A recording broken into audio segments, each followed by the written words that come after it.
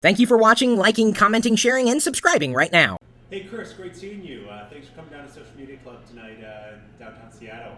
So wanted to get your perspective on, where you think how social media will change in 2009 for brands or agencies or anyone interacting with social media in 2009. I think it's interesting. Everything old is new again, it seems. Conversations have always been around. It's just now they're legitimate to have conversations between, let's say, corporate clientele and like human beings, and it's more of that happening. And so, every day a new tool seems to come out. It doesn't really matter that the new tool's out there. It's that the idea is out there of having legitimate conversations and kind of tearing down barriers that still exist. It's just they get circumvented kind of on the down low.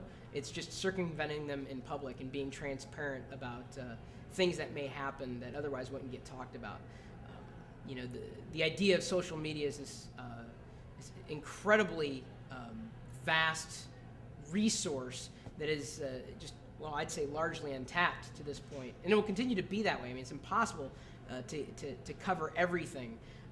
But as long as you're true to yourself, true to your brand, and you understand that brand is becoming increasingly decentralized and can no longer be controlled in traditional means, the sooner you understand that, the better off you're going to be for a company, as an individual. It doesn't really matter. There's something in this for everybody. It's legitimate. It's not going away. And it's certainly accessible. The thing you got to wrap your head around is that it does exist, and it's really not that tricky to understand. So long as you speak to human beings as though they are human beings, everybody's going to win.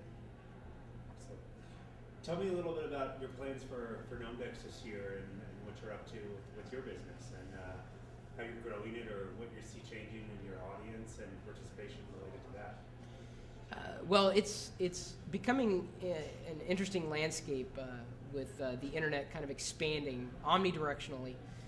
But despite there being a wealth of places where you can upload video, YouTube is leading the pack. And I would say there are more people out there who don't know who I am than do know who I am. And I'm fine with that. And as long as I understand that, then any kind of planning that I do around that, I think is going to be successful, as it has been in the past to this point. Gnomedex is going into its 9th year. It's certainly not the same as it was back in 2001.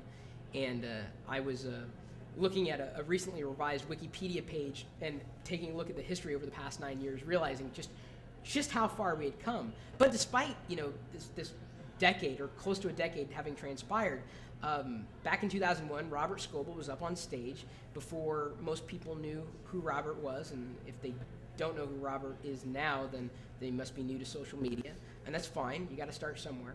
But Robert was on stage talking about blogging and RSS and all these concepts that were just beyond even the most technical people. And fast forward to today, and these terms are still very much relevant.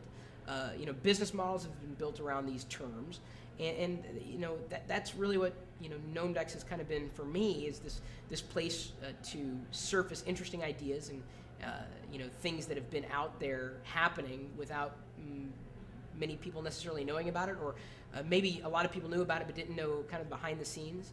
So it's been casually refined into an experience that is kind of a juxtaposition between the world of technology and us, humanity. So this idea of human circuitry is I guess the phrase that I tried to define as to what exactly this conference was, because it's more than just this mechanical device that we have in our hands. It's what it allows us to do.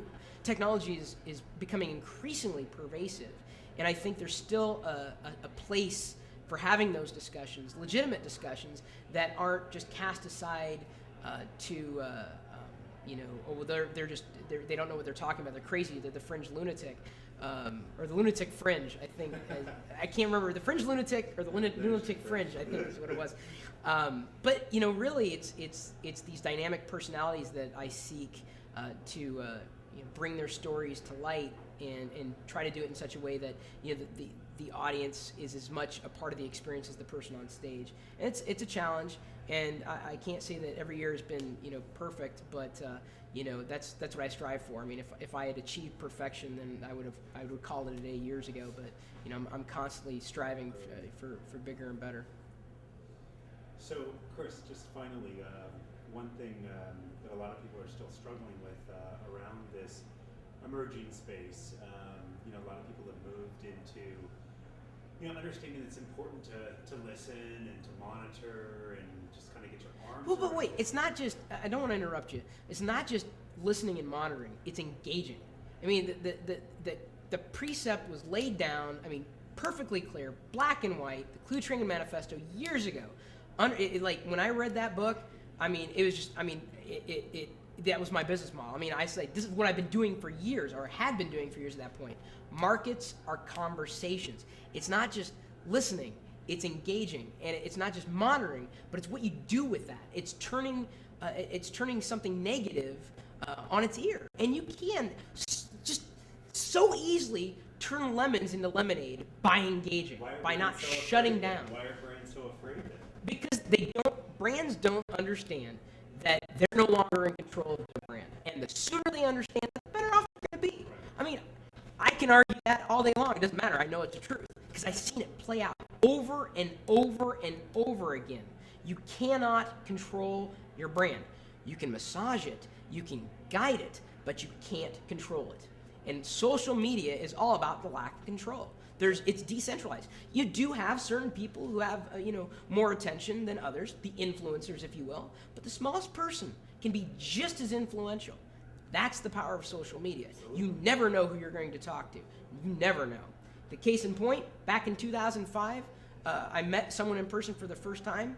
No one knew who he was. Mike Arrington came up to know him and said, Chris, that was one of the best conferences I ever did. Really cool. What are you doing? Well, I'm working on this company. And then he just started a blog at that point, just a small blog.